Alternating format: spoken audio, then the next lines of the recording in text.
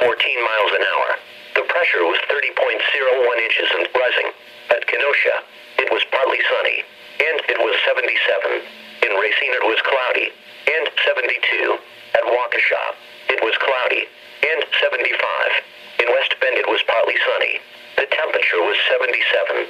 At Madison, it was partly sunny, and 79. In the Dells, it was cloudy, and 74. At La Crosse, it was cloudy, and it was 80.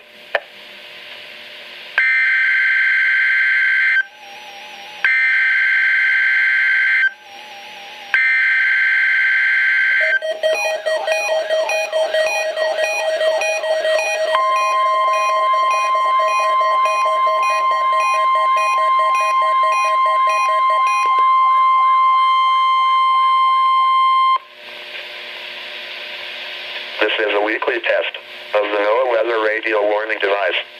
During potentially dangerous weather situations, specially built receivers are automatically activated to warn of the impending hazard. Tests of these receivers normally are conducted by the National Weather Service every Wednesday around noon. When there is a threat of or existing severe weather in the area on Wednesday, the test is postponed until the next good weather day.